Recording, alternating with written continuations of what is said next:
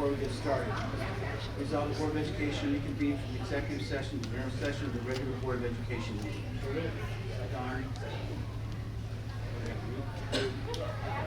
Those in favor? Aye. Those opposed? Motion carries. Okay, now we're back in regular session. We have a special treat tonight for our Pledge of Allegiance. We'd like to welcome Troop 114. Come on up.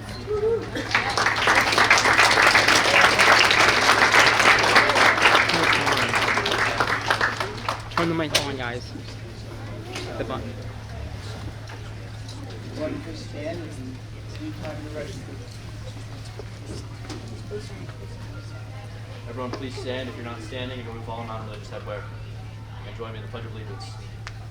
I pledge allegiance to the flag of the United States of America and to the republic for which it stands, one nation, under God, indivisible, with liberty and justice for all. Thank you. Thank you very much. Glad you joined us tonight.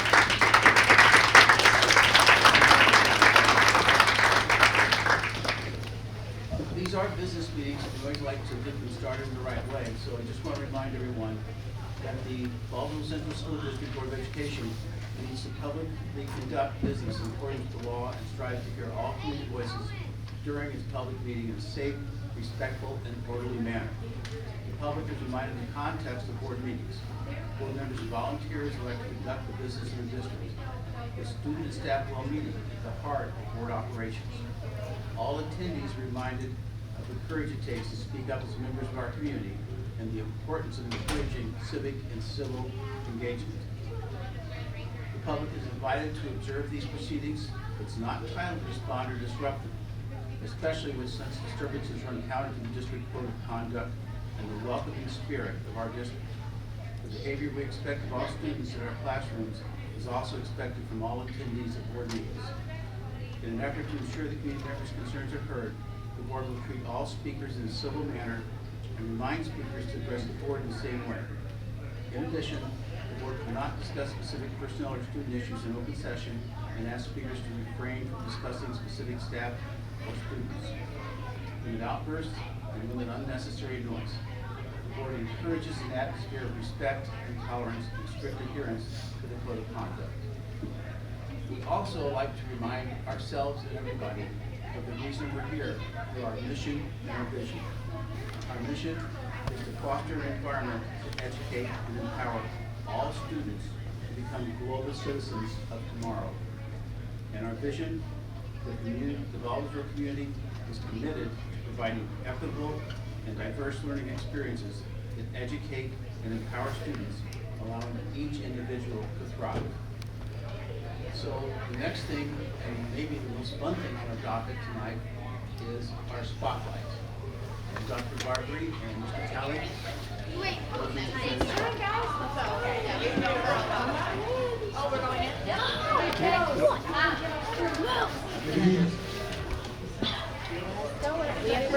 We're gonna make it work because we're probably gonna go That way. You want us to go that way? Oh, no, you're not in that, right? Okay. Oh, you're not in it? No, Oh, okay. We're just fans. Just bring him in.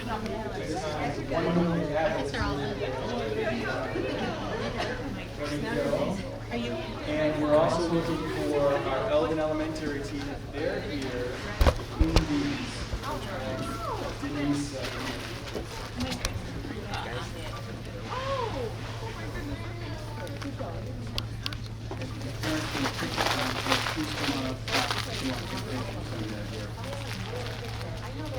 Okay, the Board of Education will recognize and honor the following students and staff for their outstanding achievements and accomplishments. Tonight we're excited to recognize our Battle of the Books. On February 11th, nearly 80 students from each of our elementary schools and Ray Middle School faced off in this year's district Battle of the Books, our largest participants yet. Battle of the Books is a regional reading competition that brings students together in teams to read and study a selected list of novels over 7 months. Carefully chosen by our school librarians and library media specialists for their quality and relevance, these titles introduce students to acclaimed authors and rich, engaging literature. Students meet regularly with their teammates and adult coaches, committing to read as many books as possible and practicing for a culminating Jeopardy-style competition. Every question challenges participants to recall fine details and answer all questions must be given in with the title and the author format. It's no small task. The excitement builds as teams advance from the building level to the district to the regional competitions. The 5th and 6th grade and 3rd and 4th grade winning teams will move on to represent Baldwinsville at the Central New York Battle of the Books, which will be taking place on March 6th. We're also proud to share that a team from our junior high school will be competing in this year as well. We're so proud of the commitment, the teamwork, and the love of learning that these students have all shown. So right now we're going to recognize with Mrs. Valley's help the winners for our 5th and 6th grade team, Queen Bees. From Eldon Elementary School, we have Quinn Barter.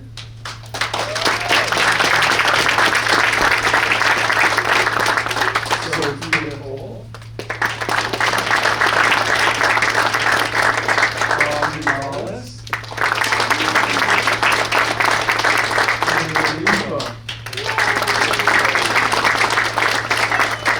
Team Queen Bees is coached by Denise Buchanan.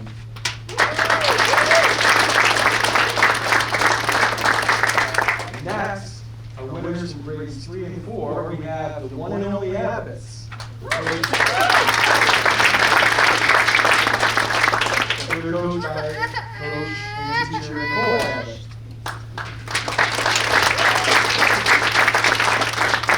So those students from Baldwinsville Elementary School include Luca Battaglia, Owen Guglielmo, Oliver Torek, and Mari Woodburn.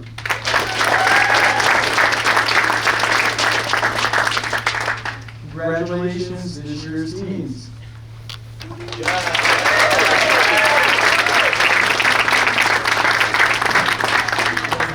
Photo right now, and then parents, feel free to. Okay, everyone look just at me for a second, then you can we scoot close in the gap a little bit. Perfect. Alrighty. Everyone give me a big smile and then I'll move so your parents can get you. Okay, Karen, come on up.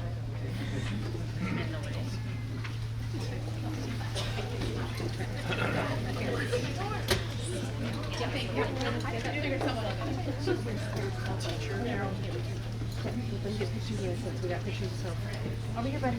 Oh, mommy's hand.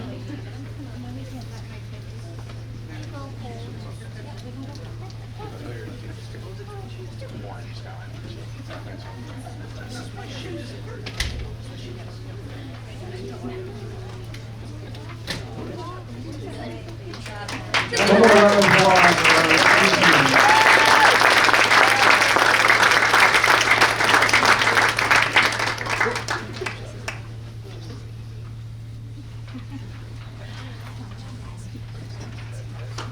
You guys can stay here for the next award here too. I think it's important. So we're going to shift to our staff spotlight, and it's connected this evening. Our staff spotlight this evening, we're pleased to recognize library media specialist Denise Buchanan from Eldon Elementary School, one of our coaches. What's unique about Denise is that she actually started the Battle of the Books here in our district at Eldon Elementary School 7 years ago. And thanks to her leadership and dedication and enthusiasm, the program has grown every year to include more and more schools and more students. What began as a small idea with 6 kids at one school has turned into a district-wide event that so many students and staff look forward to each and every year. Denise was nominated by McNamara Elementary School Library Media Specialist Allison Earle. In her nomination, she wrote, "This year, Baldwinsville had a record number of students and schools participating, which shows just how much of an impact Denise has made. We are so thankful for her energy, passion, and commitment to Battle of the Books and to our school community. Thank you, Denise, for going above and beyond for our students in our district. Your dedication inspires a love of reading, builds teamwork and confidence in our students, and creates opportunities that leave a lasting impact on our entire school community. Congratulations, and go Bees."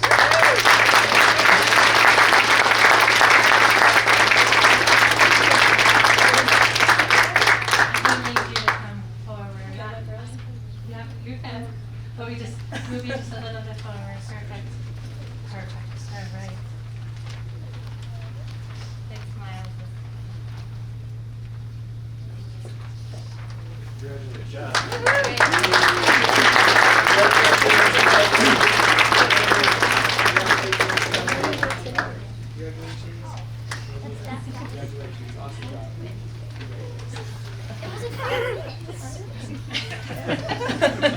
gathered here for 5 minutes. One more round of applause.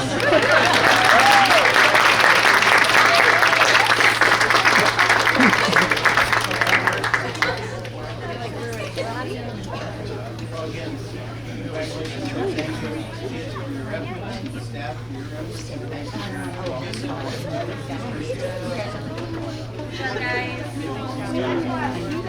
Thank you guys. Thanks for coming. Thanks for coming.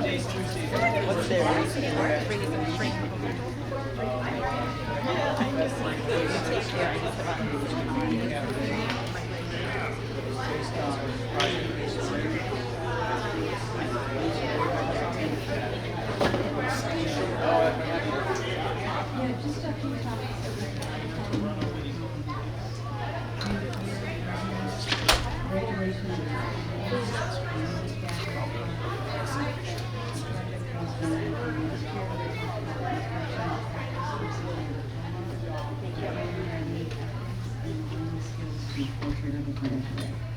We have 2 more community cafes, one in March 18th, and that is on artificial intelligence, and then Tuesday, April 14th, and that topic is wellness for the mind and body.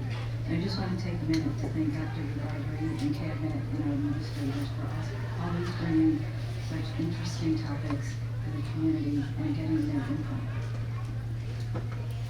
Thank you, thank you.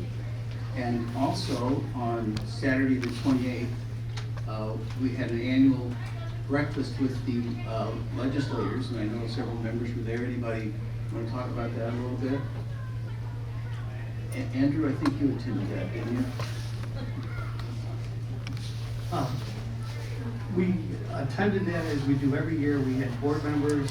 We were fortunate that Megan joined us as well. We talked about some of the issues that we are all facing the budgets, electric buses. One of our disappointments is we don't get many of them to show. We only had 2 members show this year, and we've got to find a way to get their attention. It's a day that's been set up for a long time, so if we can improve on that, I think that would be better. That's great, yeah, thank you. Any other activities that anybody wants to talk about? Okay, then we'll move on with our report. Megan, we're ready for the student report. Thank you. Thank you. Just a couple things to say today. The 3rd grade dance was on Friday, which I'm sure you guys have heard about. 200 tickets were sold, and it was dress casual or dress to dance, which is adorable. I heard it was super fun, and that there's probably going to be more like it, which is exciting. March is Music in Our Schools month, so there's going to be lots of concerts coming up in the next couple of weeks. And our high school's play, Radium Girls, is March 20th and 21st at 7 p.m. Multiple winter sports teams are going to states. The girls and guys track and field, the guys wrestling, and the girls gymnastics teams are going to states. And demolition is done at Baker, so it's a lot quieter at school, which is exciting. Well, great, well, thank you, thank you. So, and next is our time to hear from the public and public speaking. I do just want to reinforce that we invite public comment at this time, but public comments are limited to 3 minutes per speaker for a total of 30 minutes for all speakers combined. We ask that you adhere to the time limit so that everyone who wishes to speak has the opportunity to do so. If there are more than 5 individuals wishing to speak on the same topic, we would really ask that you coordinate and limit the topic to 5 speakers on the same as a group. Also, written remarks can be provided to the board and are appreciated. It's very clear when we get written remarks and emails. Please state your name prior to your comments and provide the district clerk with your contact information for purposes of follow-up. The board will not respond directly to an individual comment at this time, but items brought to the attention of the board may be taken under consideration for future response for action and for follow-up with the individual speaking. A Board of Education meeting is not the forum for discussing specific personnel or student matters. Issues related to specific district students or personnel, positive, negative, or neutral, must be brought to the attention of the superintendent of schools privately in order to safeguard student and staff privacy. The board reserves the right to terminate a speaker's comments if their comments are in excess of 3 minutes, are repetitive, or not appropriate for discussion in an open public forum. Everyone is reminded to abide by the district code of conduct and to be respectful and courteous as speakers and as audience members. We are a community focused on bettering public education for our students, and some of them are present tonight. But thank you for following those requests. And Tiffany, we do have some requests, I believe? Yes, we do.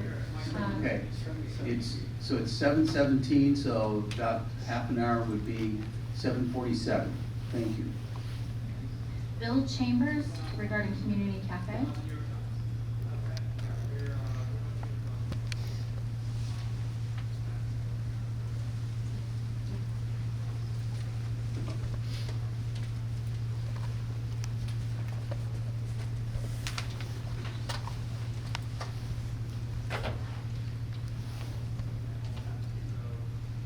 All right. Hi, my name is Bill Chambers. I've been a resident of the district for over 40 years. And I'm here to talk about the Community Cafe. You heard a little bit about it earlier. The Community Cafe is an opportunity, and even in their handout, for sharing ideas and perspectives on important topics impacting our school community.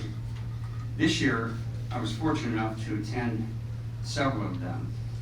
But first, I want to thank the Board of Education and the staff who spend a lot of time preparing these excellent presentations. And it's just not a presentation, it's interactive. Using a thought exchange link and some technology, you get a chance to participate at the same time and respond to ideas and thoughts that are being discussed in the presentation, and you get immediate feedback. It's a great tool. And throughout this year, the school year, as was mentioned, there are 7 of them. Their first meeting in September was on parent involvement. The October meeting was on healthy and nutritious food choices at school. The November meeting was, I thought, maybe one of the more interesting ones on easing transition years and school start and end times. And possibly that may fill this room more when those decisions are made. But it's excellent to get the feedback and for people to be able to express their opinions. I'm not sure of other districts that do this, but it's just a really, really good forum for people to communicate. How much time do I have left? Oh, thank you. I don't want to go over. So the January meeting was on graduation measures, and then February project-based learning. The meeting that I'm hoping that maybe will be better attended is the next meeting, artificial intelligence. Everyone, whether you're a parent, a grandparent, a resident, a business owner, this is going to impact you, and everyone should have a voice in expressing, in learning, and then expressing their thoughts. The April meeting is on wellness for mind and body, a very critical meeting as well. So hopefully those people who are here and those people who might be listening or watching may be interested in attending the last 2 meetings. The March meeting is March 18th, day after St. Patrick's Day, from 6 to 8 in the Baker cafeteria. I encourage you all to consider attending. It's been very informative for me, and I think you would enjoy the participation and the ability to interact with the administrative team. Usually there's a couple board members, there's the leadership. I appreciate it, thank you.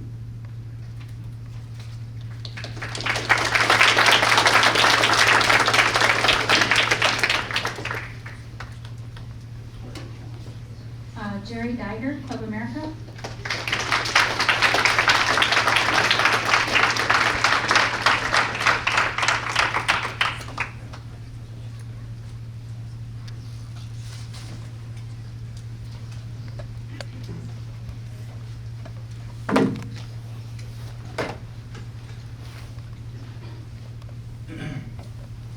Good evening, members of the board and members of the community.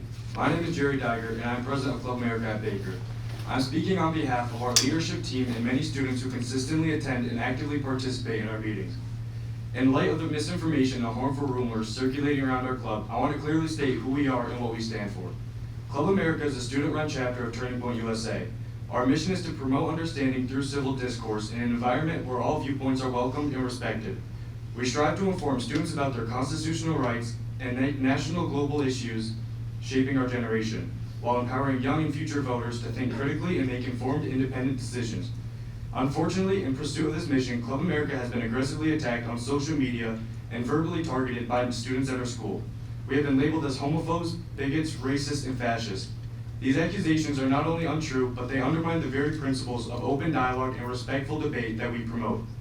Rather than dividing our school, our goal is to strengthen our community by providing a structured space where differing perspectives can be expressed and challenged, and understood in a civil, constructive way.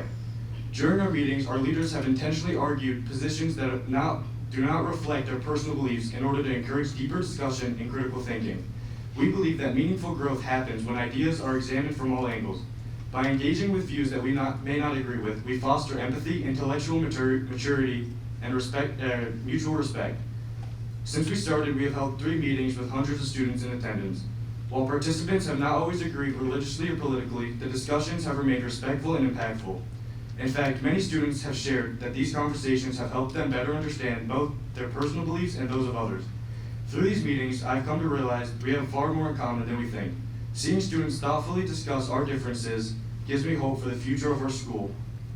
The strong attendance at our meetings shows that there is a clear demand for this type of environment at Baker High School. The Equal Access Act protects student-run organizations from discrimination based off religious or political viewpoints, and it ensures that clubs like ours have the same right as any other student-approved organization. We are grateful for the school district and Superintendent Dr. DeBarbery for affirming our status as an approved club and upholding the principles of equal access and student expression. To those who are here to oppose and degrade our club, we challenge you to show up. Show up to our meetings, show up with your differing opinions, show up to engage in conversation that creates understanding and brings us together. The best way to challenge ideas is not through labels or rumors, but through direct, respectful conversation. Our doors are open to every student willing to engage in genuine, respectful dialogue. We are not asking for agreement, we are asking for the opportunity to engage. Thank you.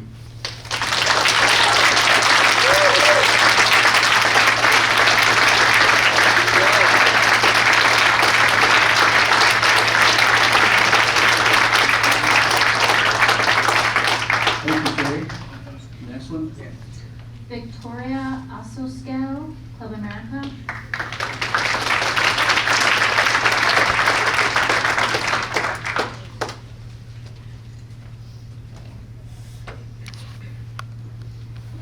Good evening, members of the board and Baldwinsville community.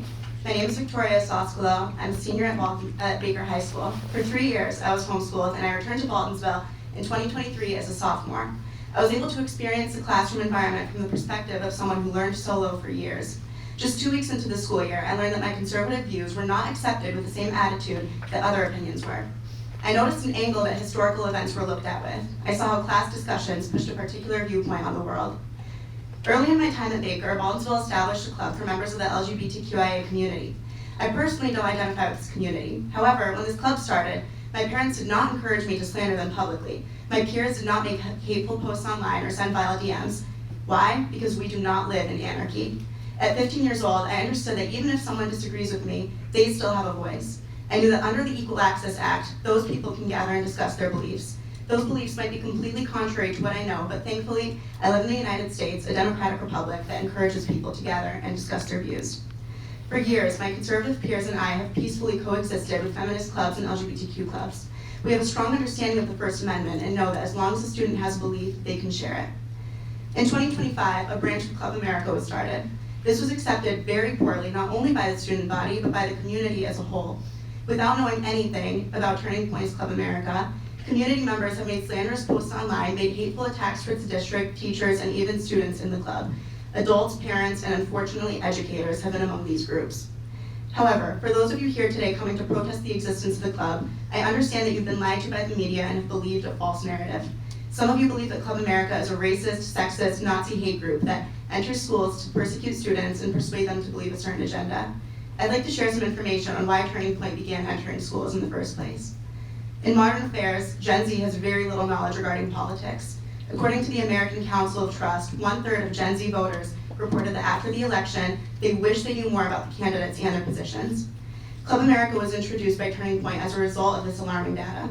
Their goal is to educate students on what free market is, their constitutional rights, and freedom of speech. In addition to this, they discuss current affairs and successes and failures of administration. To parents, students, and staff that are concerned with the existence of this club, know that the first time a riot this big has taken place in the district was when your opinion was challenged. For the student body, we are all young adults entering civic responsibility soon. I encourage you to attend these meetings, ask questions, reach out to an active member of the club. Being an active citizen requires showing up and having uncomfortable conversations. On a day such as this, I'm thankful that we live in such a country where we can gather and voice our disagreements without facing legal consequences. I'm thankful that we have the First Amendment.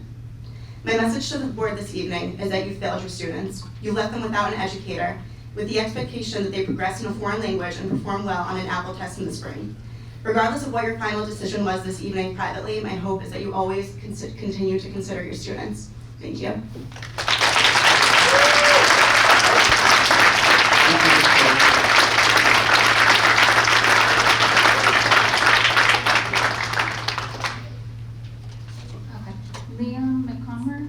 School atmosphere and behavior.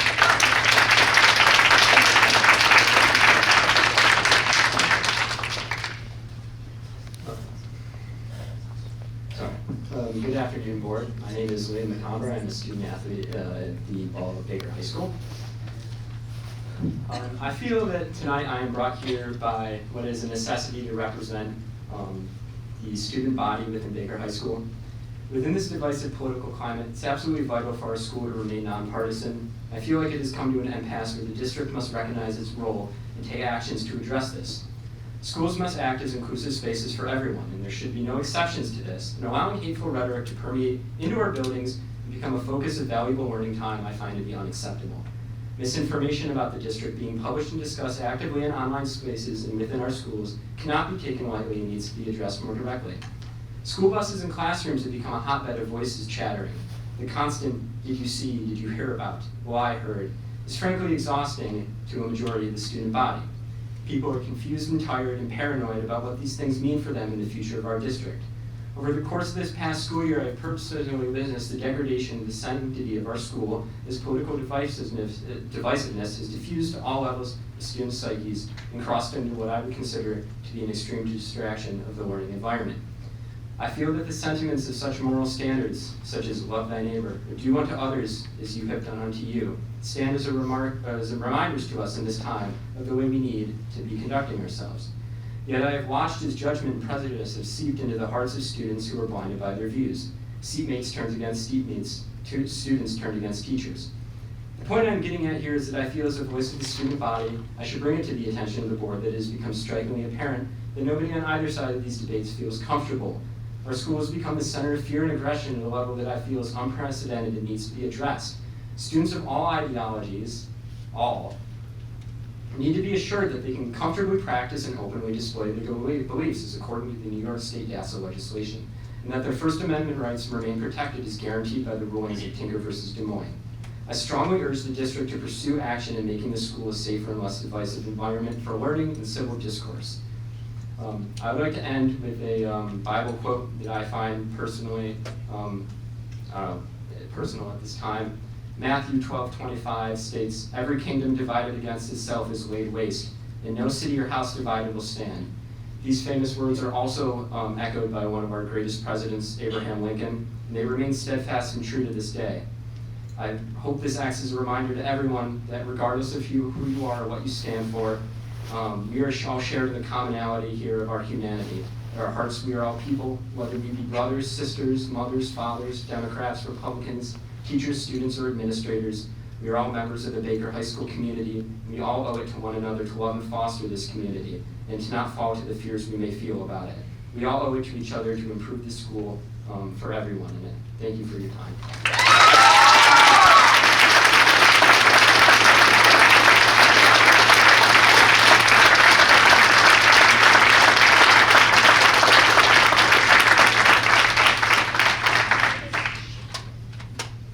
Matthew Essek, Policy 7381, Dignity for All Students.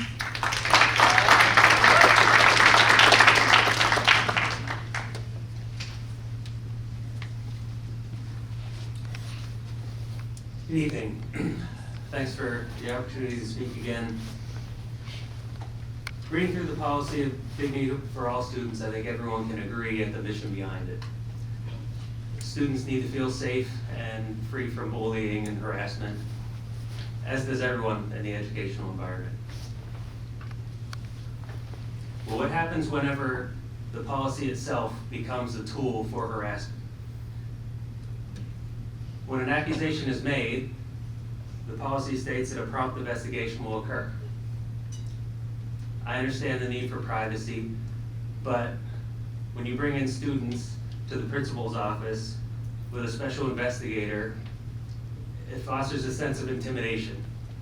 And the students feel like anything they say can and will be held against the person being investigated. Then I recently heard that another action was taken and signs were taken down all over the school, as if taking down a sign is going to change the minds and the hearts of the people who put them up. As an analogy, imagine if a bunch of white supremacist, open Nazi supporters had a bunch of Nazi flags in their classrooms. Would the solution be, take down your Nazi flags and we'll call it a day? No, you need to get to the heart of the matter. And I think some of the students tonight have spoken very well to fostering an environment where we listen. In the book, 7 Habits of Highly Effective People, there's a concept in there, seek first to understand and then to be understood. And I think that's what we need right now. I think Club America is a perfect example of that. I think some of the other clubs on campus provide a good safe space for students to meet with like-minded people. And also, they need to have experiences where their voices are challenged, where their views are challenged, without the fear that something will be held against them and disciplinary action will be taken. The policy says that a prompt investigation will occur, but we're here again 3 weeks after a meeting that was quite contentious, and that was 2 weeks after an action was taken, and we still don't have answers. So I'm wondering what... Again, this is not a forum for personnel issues. I'm talking about the policy I do appreciate itself. some of your earlier comments, I really do. I'm talking about the policy itself of prompt investigation and how it's used. I don't know what possible incident could have occurred that requires that length of investigation before we have an answer, before the students are returned to a sense of normalcy and safety. Thank you very much.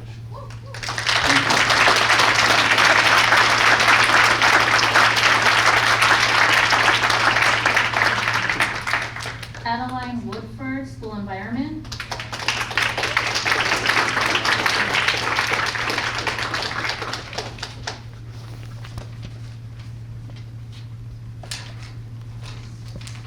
Good evening. My name is Adeline Woodford, and I'm speaking to you tonight as a co-president of Positivity Project and as a representative of the student body. Recently, I have become concerned with the atmosphere of our school. I have worked diligently this year trying to promote my club's core values to create a safe and positive environment where each student feels represented and included. This goal has been extremely difficult to achieve as of lately. Due to multiple instances, one being the removal of pride flags at our school, I find it important to remind everyone that on the BCSD website, our collective values and beliefs include acceptance of our individual differences regardless of race, ethnicity, gender, socioeconomic status, sexual orientation, age, abilities, religious beliefs, political beliefs, and other ideologies. Representation for some does not mean oppression for those it does not apply to. This core value is especially significant as some individuals have been scared to speak up for their beliefs, suppressing their opinions for fear that they will be bullied or have their personal property damaged, and this is why we are speaking up for them. Currently, the world is very politically divided. In a world where minorities are being unfairly targeted, our school should feel like a safe place of unity where all students can thrive. Our Beast community should feel like a family where everyone has someone to lean on, and where there is a shared sense of acceptance. For those of us who attempt to make an argument by stating that their religious values are being condemned because of the presence of pride flags, allow me to prompt your memory. The Bible asserts, "Welcome one another as Christ has welcomed you. For God shows no partiality." Romans 15:7 and 2:11. Religion should not be used as fuel to light people's fire, but as a tool for growth and empowerment to become a better person. I would like to leave you with a quote from a movie about embracing our differences and fostering a community of inclusion. "We are neither mysteries nor strangers, but the living breath of revelation made flesh by the unrestrained desires of a free and universal love." If nothing else, I would like everyone to understand that I stand before you tonight with the hope that our school will become a haven for all students. Thank you for your time.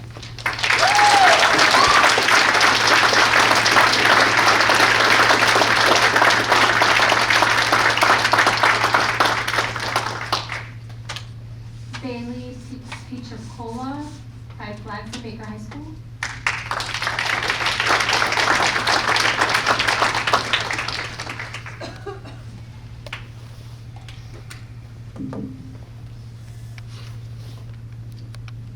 Hello, my name is Bailey Pichacola. I'm the Student Council Co-President, a leader of Key Club, and a member of the school's women's rowing team.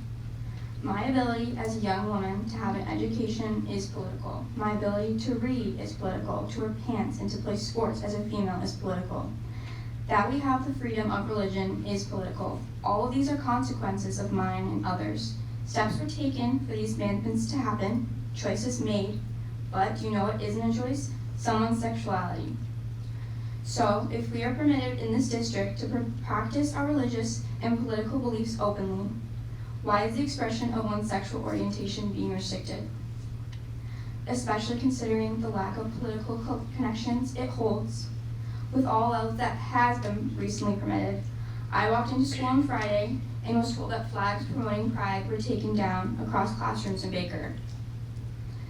Many don't even know this happened because teachers were explicitly told not to talk about it. And in a vacuum of communication, we can only make up our own truths. School is supposed to be a safe haven for its students. What do we think the students who resonated with these flags felt when they stepped into school on Friday? Dismissed, sad, uncomfortable, panicked. Who we love is something that should be celebrated. Those flags folded up in closets right now were our teachers' ways of celebrating us. So I and many others ask that you let our teachers love us, celebrate us, and promote equality and basic kindness by reauthorizing them to re-raise their flags in our classrooms. Thank you for your time.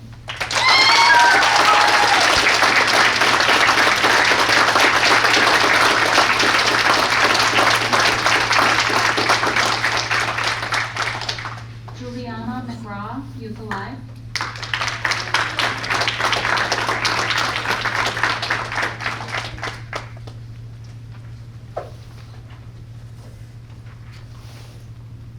Hello, good evening. My name is Juliana McGraw, and I am an officer of Youth Alive.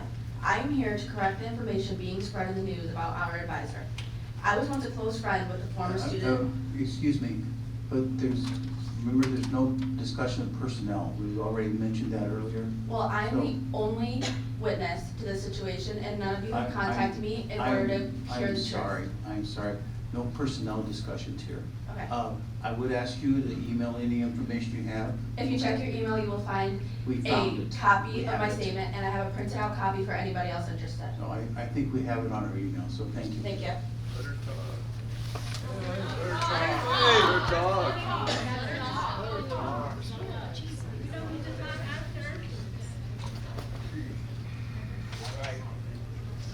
Rowan Renego, Student Support in Schools.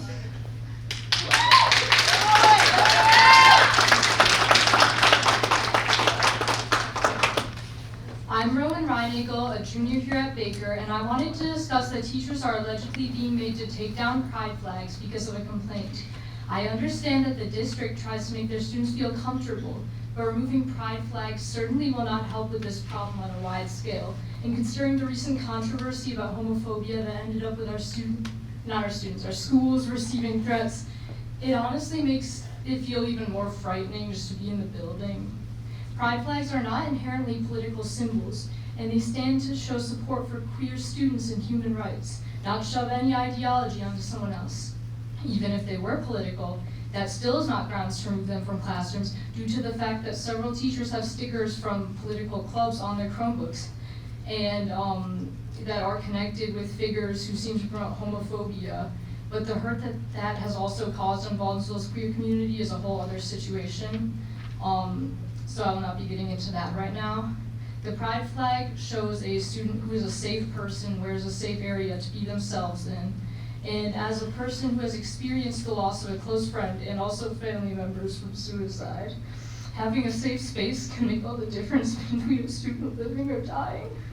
I'm not calling for all political symbols to be removed from our school, but I hope you do consider reinstating the pride flag, which is not meant to attack, hurt, or convert others, but to support the right to love who you wish and to be who you feel without persecution, especially in this tumultuous political time in our school. Sorry, I'm not expecting her. That's okay, that's okay. Thank you. Thank you.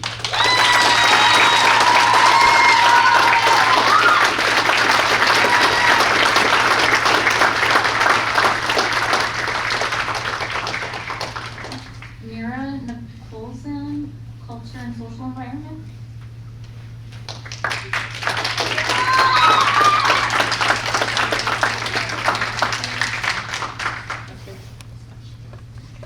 Hello, board. My name is Mira Nadson, and I am currently a junior at CW Baker High School. I would like to begin by thanking the board members for your time and for listening to my peers and me this evening. While in the past, I have been grateful to attend these meetings for recognition, I stand before you now to bring forward a perspective that has not been publicly expressed loudly enough. Recently, I have become increasingly aware of growing tension and conflict among students, staffs, and families within our community. What I would like to address tonight is the importance of advocating for all students and ensuring the protection of marginalized groups within our school district.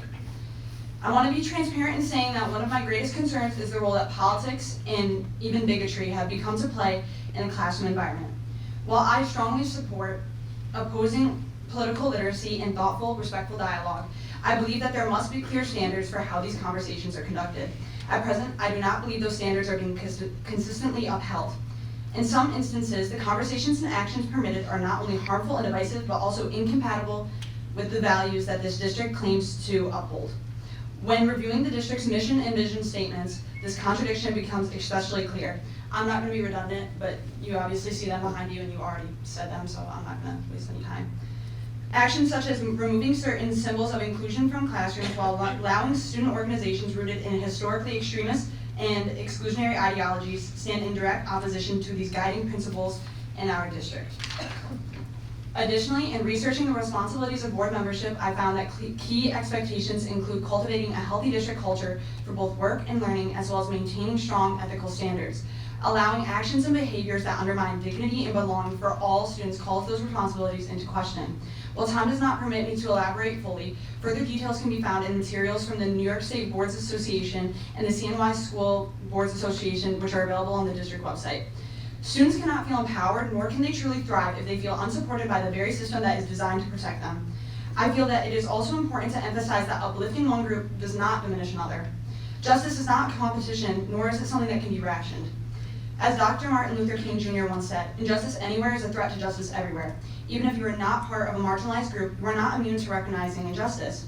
My peers and I stand before you today exercising the same First Amendment principles that have been referenced frequently in recent discussions in our school. We are asking you to listen, not just to our words, but to our lived experiences. I would like to close by returning to one of the first lessons taught to me as a kindergartner in this district, the Golden Rule. Treat others as you would like to be treated. I ask that you place yourselves in the position of the students that you represent through your role as a Baldwinsville Central School District Board member, especially those who are deeply struggling mentally and emotionally as a result of the recent implementation of certain organizations and following through with policies and the impact that it has on their identity and sense of self. Thank you.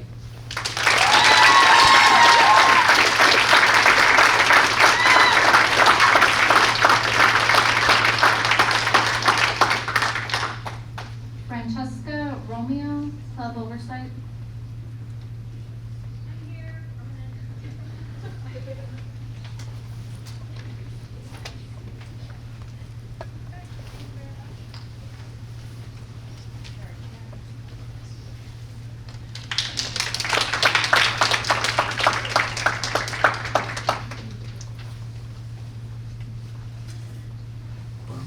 Good evening. First, I would like to thank Superintendent DeBarbery and the board members for your dedication to our school district. As a registered nurse with a large caseload myself, I understand the overwhelming amount of time it can take out of you and your personal lives. As a proud alumni of Baker and community member, I am here today to ask that our district attorneys take a close look at the expectations of student-led clubs and compare them closely with district policies and the student code of conduct to ensure that all of our clubs are in compliance with the state and federal laws. It has come to my attention that the Turning Point USA chapter of Club America functions in a way that may not adhere to the expectations of student-led clubs and also pose several safety risks for the young people in our district. Some points that I would like to point out after attending a panel of researchers on Club America and Turning Point USA are as follows.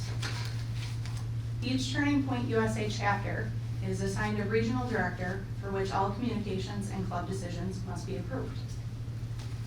All social media profiles set up for these Turning Point USA clubs must provide the password to the regional director who has ultimate control over the content. Student names and contact information, as well as graduation years, must also be shared with the regional director. This information is expected to be uploaded to a database that multiple people not vetted by the school district have access to. Turning Point USA's website makes it clear that their policies also are expected to supersede any district policies.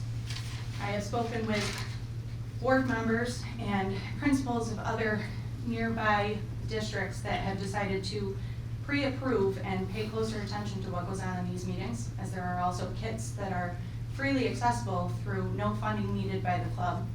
And I think we need a closer review of what is in these predetermined materials. This is concerning as a community member, along with the fact that these clubs provide free of charge kits with these materials that I've mentioned. None of this suggests that this is a student-led club with created student contact. I ask that you all take a close look and compare how this chapter of Club America runs in regard to the expectations of our district. We all trust you to place the safety of our students first, regardless of personal beliefs, and I appreciate your attention to this matter.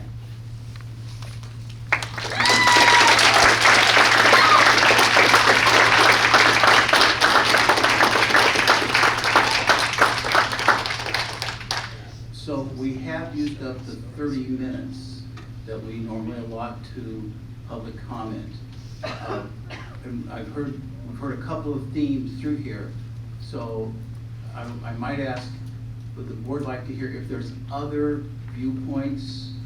Would the consensus be to allow more speakers, or shall we? So do we have, I'd like to ask, if your point of view has already been shared, can you please email us so we understand your thoughts? But we just don't want to spend a whole meeting on public speaking because there's school business to be handled here too. But are there other topics there, Tiffany? They look similar to what has been spoken about. Are they similar to everything? Mr. President, I'm sorry, quick question. Do we know how many we have left? How many do you There have? are 2 left. Just 2? There's just 2 more?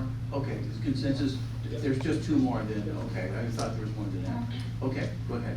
Jason Primo, Club America.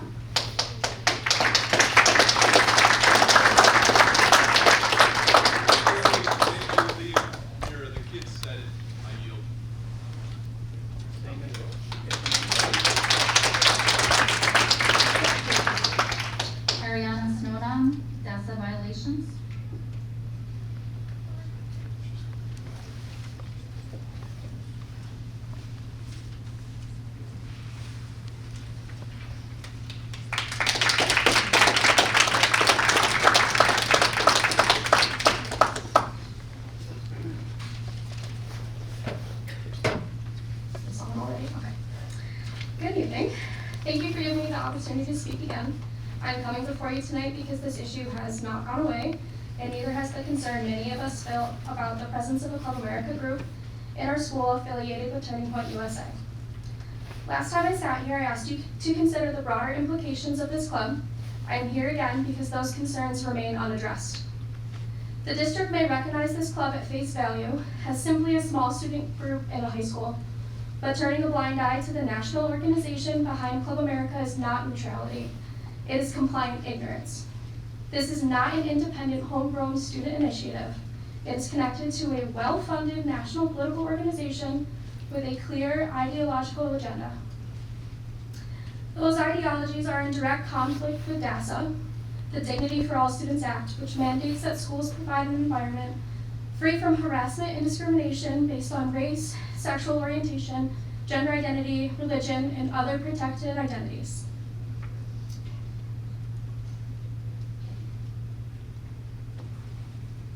We have already experienced the heartbreaking consequences of what happens when students do not feel protected. A child in our district took their life after coming out as LGBTQ and facing such profound bullying that they did not feel they had a space to exist in our town. That loss should weigh heavily on every decision we make about the climate in our schools. Continuing to host a group created by Charlie Kirk, the founder of Turning Point USA, perpetuates the idea, whether intentionally or not, that minorities are not fully welcome here. When rhetoric from national leadership consistently questions the dignity and legitimacy of marginalized groups, it filters down. Students see it. They hear it, and some of them internalize the message that they are lesser. To be clear, here are several direct quotes, word for word, from Charlie Kirk that reflect the values he promotes. Transgenderism is a mental illness. The Civil Rights Act of 1964 was a mistake. If you are a Christian and you vote Democrat, I don't understand how you can call yourself a Christian. There is no separation of church and state. I hope those made you as comfortable as they made me saying them. These statements are not about respectful policy debate. They directly challenge civil rights protections, religious pluralism, and the validity of certain identities. When the district treats Club America as simply a small student club while ignoring the national ideology that fuels it, that is not oversight, it is willful avoidance. If we claim to uphold DASA, we cannot selectively ignore the context in which a club operates. This is not about suppressing student voices or limiting political discussion. It is about drawing a clear line between healthy civic engagement and institutional affiliation with an organization whose leadership has repeatedly made statements that undermine the dignity of vulnerable populations. I'm here again because our students deserve clarity, they deserve consistency, and they deserve a district that does not look away when national rhetoric conflicts with our legal and moral obligations. Thank you. Thank you very much.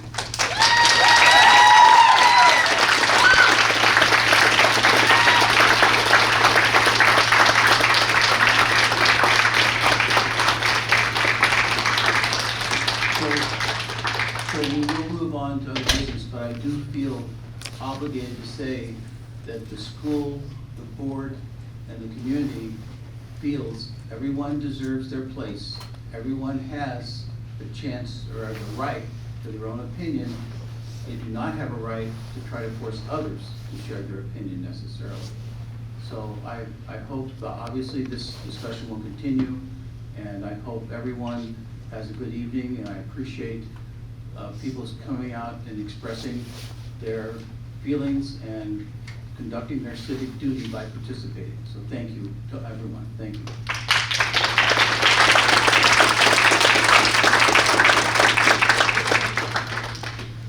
Moving on to our consent agenda. Resolve the Board of Education approve the consent agenda pursuant to the attached. I'm sorry, Mr. Tom and Don, okay? This has all been in our agenda, so everybody's had a chance to read it. Are there any questions or discussions on this piece? Sam? Just go over those two contracts. The two contracts? Both of those contracts are for additional support. We're having some difficulty finding substitutes for our school nursing, our nurses across the district. So the organizations that are listed here, we have contracts that have been reviewed by legal, and those corporations will help us find replacements when we have difficulties in this high needs area. Okay, anything else, any other thoughts? Hearing no comments, we'll proceed to vote. Those in favor? Aye. Those opposed? Motion carries. On our new business, A, this is the first reading of policies in the 3,000, 6,000, 7,000, and 8,000 series. And is there any, this will not be voting because we'll have the second reading, but any discussion or questions on any of those? Okay, moving forward then, our next item of new business is our nomination of our BOCES rep. Resolved, the Board of Education nominate Joan Reeves as the Baldwinsville Central School District representative to serve on the Board of Education of the Onondaga, Portland, Madison County's Board of Cooperative Education Services for a 3-year term beginning July 1, 2026 to June 30th, 2029. So moved. Andrew, Tom. So I think this has been out there in discussion for a while. I don't know if there's any questions or discussions. I just have something to add. Over the last 3 years, we really haven't heard anything from the BOCES board. I know that our representative is a separate entity, it's not one of us, but moving forward, will we have the expectation of regular reports or participation, just so we're not left in the dark? And I bring that up because one of my thoughts prior to this agenda item was, should one of us be on that board to bring more information directly to us? So with that said, in this nomination, will there be an expectation communicated that for frequent reports and at least briefings on what's going on in the OCM BOCES? You were copied on my email to her when she asked for the nomination, and I asked her to report at least twice a year, and she responded positively that she would expect to get at least 2 reports a year. Okay, I must have missed her response. So perfect, thank you. Yeah. So she, I think, did people see that? She came back and agreed to that, yeah. So, okay, and I agree with you, we haven't heard as much as we probably should. Okay, any other thoughts? Proceed to vote. Those in favor? Aye. Opposed? Motion carries.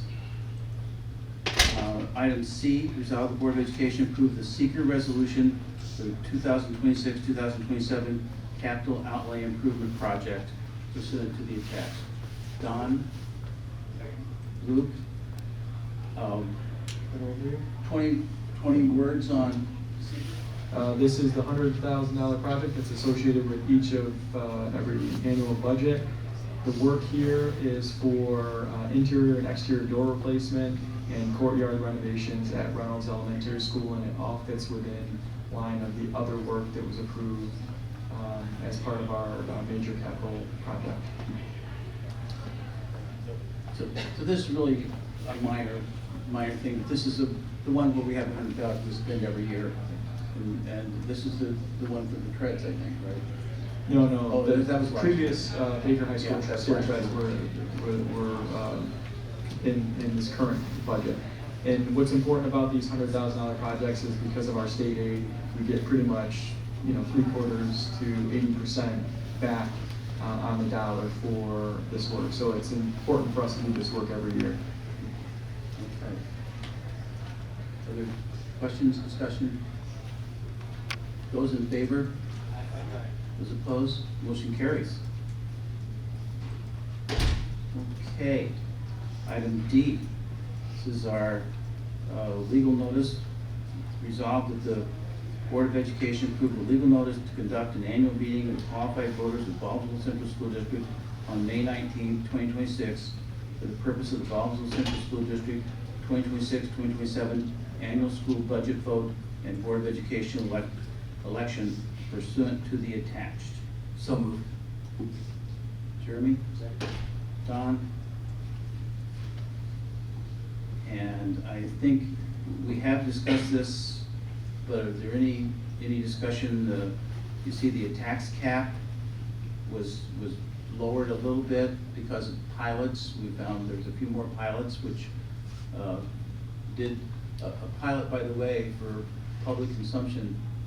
Pilot agreements are difficult on the school because they do lower your tax cap, and that pilot money's not being given to the school on an equitable basis.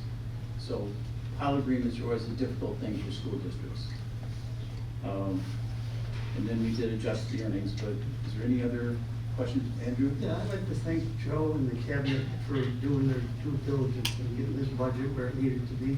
I know it's a hard task, and I know it took a lot of effort from all of you, so we do appreciate it. Good point, good point. Okay, I think, looks like we're ready to vote on this, right? I was gonna say, this is a rule, I knew one of them was, it didn't say on here. Okay, Tiffany, go ahead. Thomas Bull. Aye. Jeremy Kelly. Aye. Wayne Davidson Jr. Aye. Luke Gazowski. Aye. Andrew Hunty. Aye. Victor Jenkins. Aye. Donald Miller. Aye. Christina Pavetto. Sherry Schrader. Thank you. Okay, motion carries, thank you. Item E, resolve the Board of Education approve the seeker resolution for the 2026 Public Library Chiller Replacement Project pursuant to the attached. Christie, Wayne, and this is pretty easy, we just need to do the seeker, and they do have a grant for the chiller, so not too many questions on this hopefully, but okay. We'll proceed to vote then. Those in favor? Aye. Opposed? Motion carries. Item F, resolve the Board of Education approve participation in the Oswego County BOCES Cooperative Purchasing Program pursuant to the attached. Christie? Sam? Now, normally we do purchasing through our BOCES, but they have, Oswego has a program that our BOCES doesn't have. And these purchasing, when you're doing this joint group purchasing, it's always a little better price, right? So Tiffany, what is this particular one? Yes, that is correct. This is for going out for an RFP for water testing that's mandated through the state now. Okay, thank you. Questions or discussion? Okay. Those in favor? Aye. Opposed? Motion carries. And item G, resolve the Board of Education approve the retirement of Baldwinsville Central School District Policy 8312 pursuant to the attached. Christie? Sam? Okay, so this was, everybody I know understands this. This was related to revision that we didn't accept earlier. Discussion or comments? Okay, hearing none. I guess we'll, go ahead. Oh, I'm sorry. That's okay. The only comment I have is that we should get into this resolution.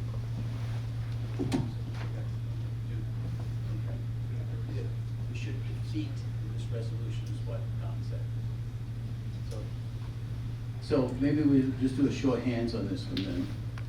Is there any other questions or discussion? Okay. All in favor of the resolution, raise your hand.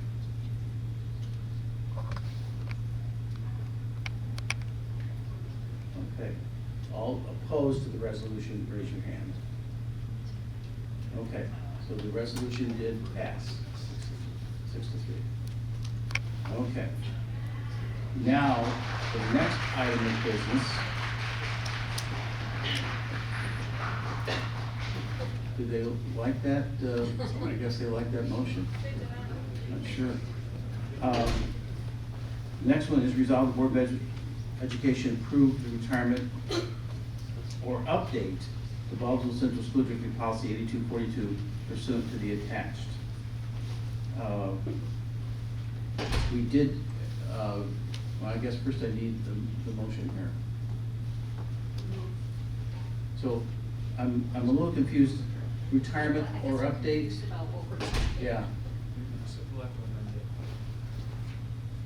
Because there was no position, so we need a first and a second on the motion, and then after discussion, make a decision to amend it for one of those options.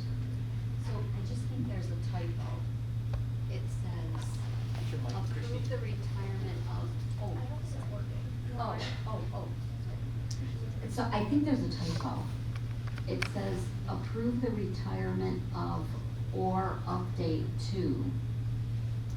Right, we have to, the board's gonna have to decide if they're gonna retire it, or they're gonna take the update that was provided based on discussion at the last board meeting. So we need a first and a second for the motion, and then we'll have to amend the recommended action to whichever option we proceed forward with. So we're voting for one or the other, update or retire, and then we'll vote on that at the next meeting? No. Because of the fact that the practice was initially to retire was the recommendation at the last, but then there was discussion about making edits, which came out of the policy committee meeting. And so at the discussion at the first reading, it was introduced that there were some edits. Maybe those edits are enough to say to the board, we want to keep the policy, because it was suggested from previous board meetings to retire this policy. So we need to decide which option you're taking. So if somebody makes a first and a Send second. that back to policy to have them. You can do whatever, yeah, you can do whatever you want. Yes. So, rather, just following up on what Andrew said, if people are confused and we want to send it back to policy to clarify, we can do that. So if there hasn't been a first or second yet, so if people are confused, my suggestion would be that you postpone this motion to a future meeting. And so we would need a first and a second for that. Would it be a postpone or a tabling to go back to Tabling is policy? only until later on in the Yeah. meeting, and there's only one more item after Yeah, this. so I'll be the first, because I think it's something we should rework and relook at. I think there's more discussion here, especially when we talk about civility, citizenship, civil discourse, etc. I think there's an opportunity to really come instead of retire or this or that. I would like to make a motion to postpone, allow the policy committee maybe to look at it and really have a product either at that point in time can be adopted or retired, if that makes sense, so it's clear. Want a second? Yeah, and that was a motion, is that true? Yeah. I'll second that, and according to parliamentary procedure, I can put in my So rationale. it's been. The part of the rationale is that one of the key edits here is the definition of character, because the board had decided that we couldn't define that, and so the edit, the major edit, is inclusion of the definition of character. And the reason I'm suggesting that this go back to committee, as a committee member, is because if this board can't define character, I think we should listen to all of the students from every side that we've heard from the last two meetings. They can show us, they have shown us what character is. And I think from that,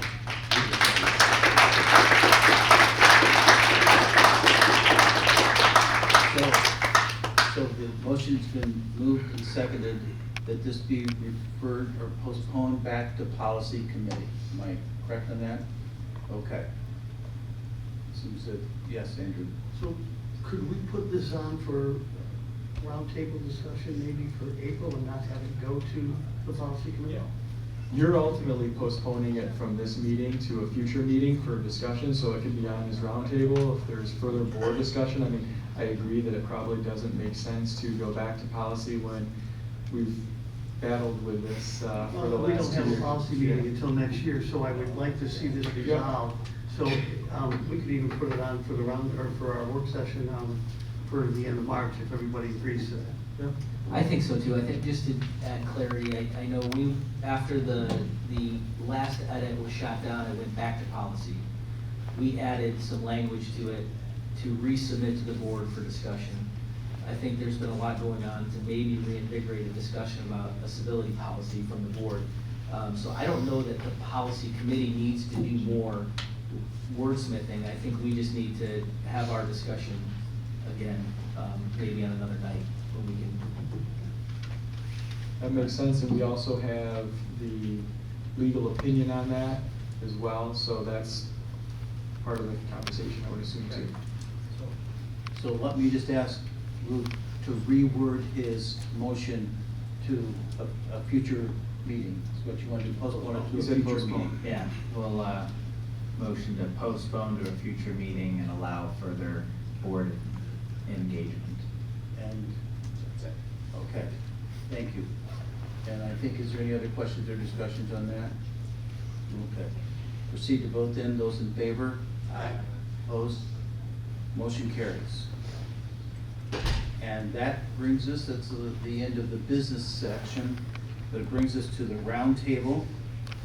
And the first thing is the community budget presentations. And I don't know if you have the list before you, Joe, but We're still working through the list, but I just wanted to put it out into the space for the community as well as the board. We're working through the budget presentations now that you have adopted the 26-27 school budget that will go out before voters, third Tuesday in May. I will get you those dates, but just like we've done in previous years, we'll go to the various towns to present either in one of their business meetings or during one of their work sessions to share where we stand with our budget and the presentation. And certainly would encourage any board member to attend if they so choose. It'll be a similar presentation that we do for the public hearing as we get closer to the vote date. So that was just FYI. Joe, you do all three towns. You do Clay, Lysander, and We do. Clay's a little bit more difficult to try to get scheduled, but we're working on that. But that is the goal, is to hit all three towns. And then we'll also do this presentation with our joint PTAs and other groups. Similar presentations have been done before with Rotary and Chamber of Commerce, etc. Thank you. And we'll be invited to that Chamber of Commerce meeting, right? Yes. I'm just teasing you. Okay. Okay, good. Any thoughts on budget?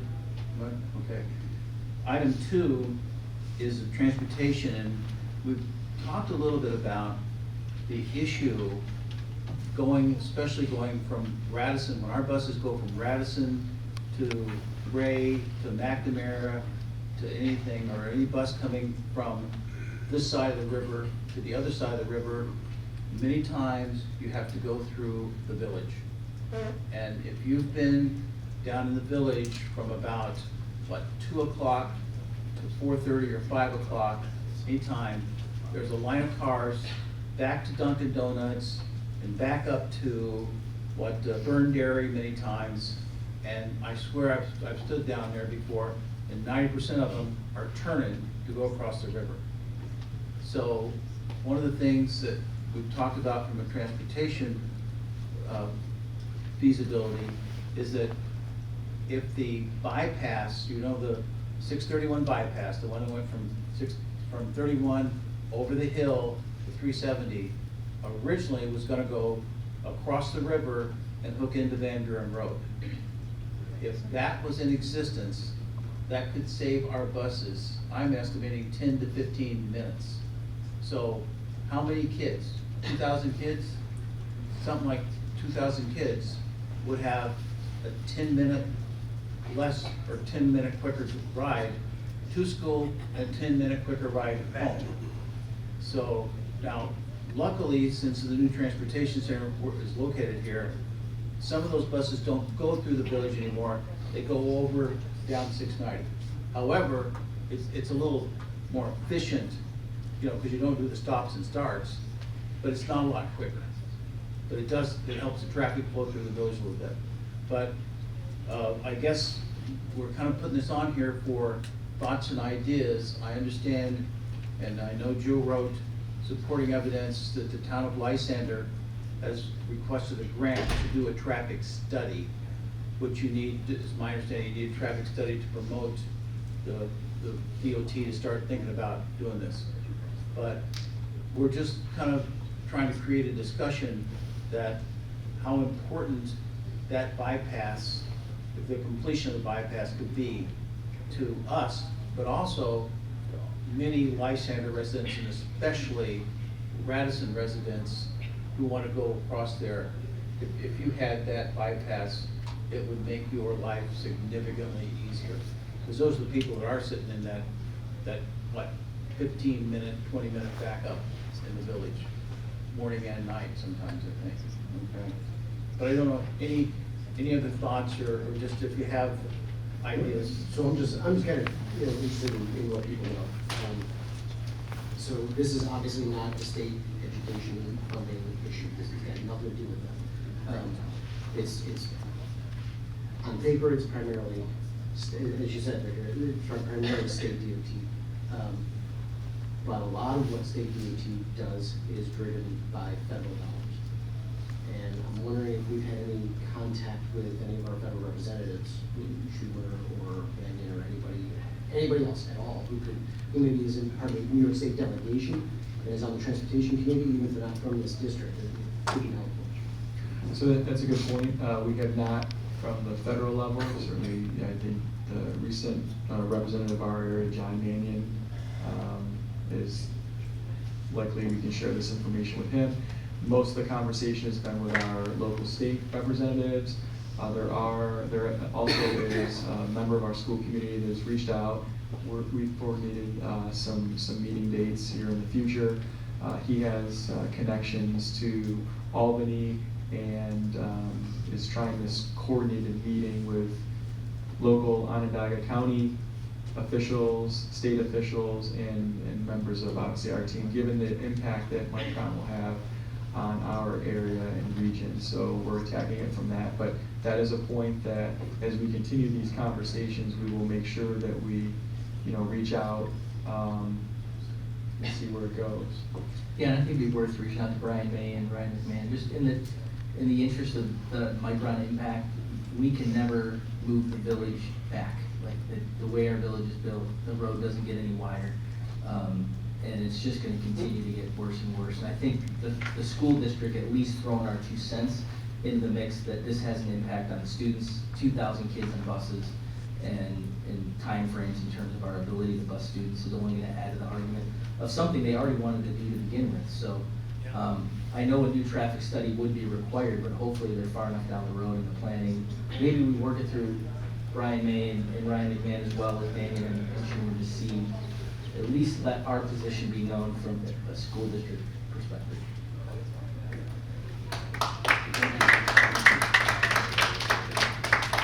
Okay, any other comments or thoughts on that? Okay. Ready, I guess that's all the business we have to conduct tonight, I think, so. Hey, wasn't there one thing we were supposed to add on to approve? Yeah. Okay. I think that was in the consent agenda. Then I overlooked it, we're good, thank you. So resolved that the March 2nd, 2026 regular Board of Education meeting be adjourned. Wayne. Christie. So before we go to a vote, I just want to thank Troop 114, and this was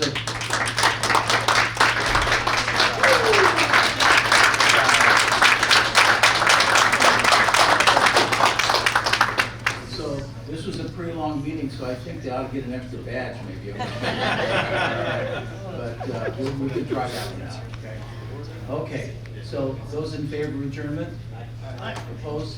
Meeting stands adjourned. Thank you, everyone.